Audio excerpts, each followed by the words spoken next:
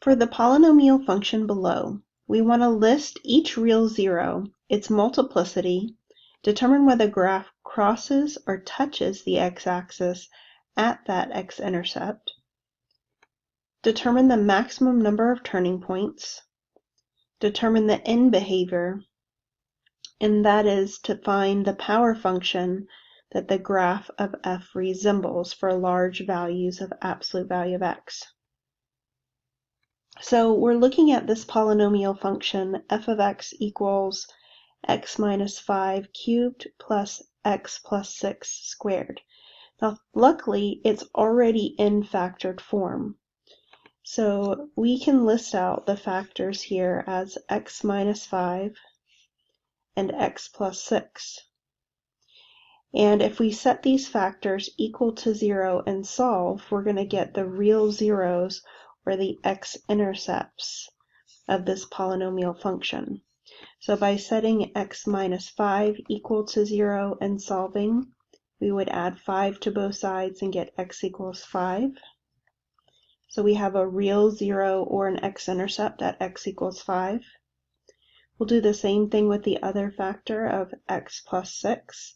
We set it equal to 0, solve by subtracting 6 on both sides, and we get that this polynomial function has a real zero or x-intercept at negative 6.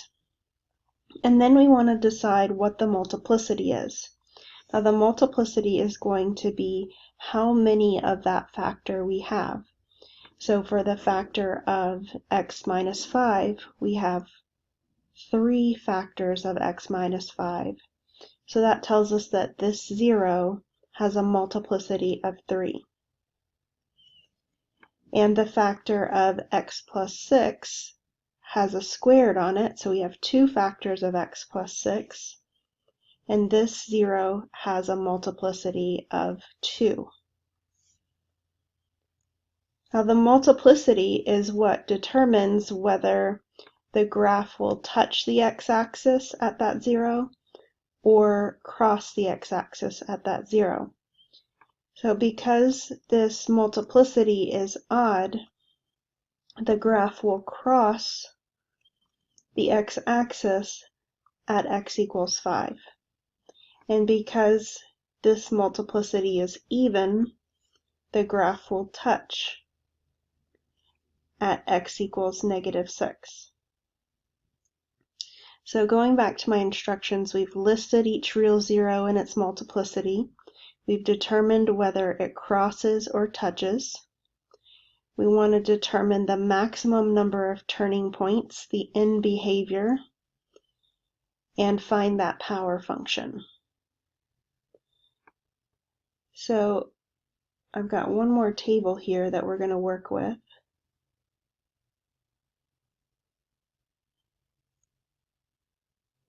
And we want to know the degree of that polynomial. The degree will help us determine the maximum number of turning points. So the degree will be the sum of these two powers.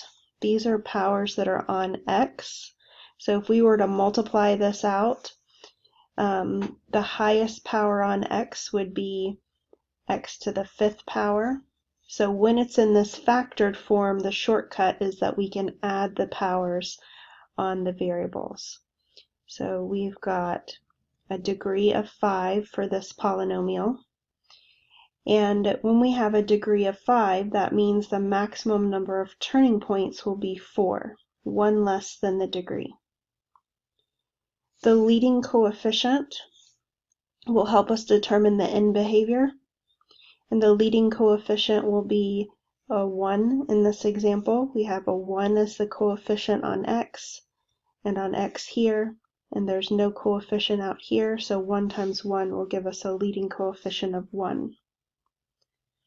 So that's going to help us determine the end behavior, or the power function.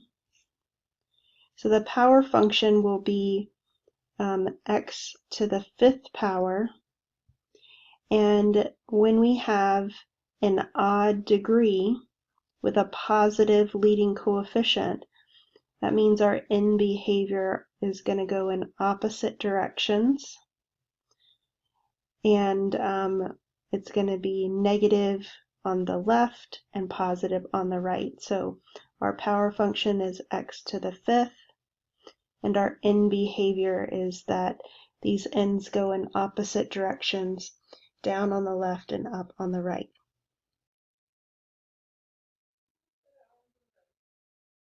Thank you for checking out my videos. Have a great day.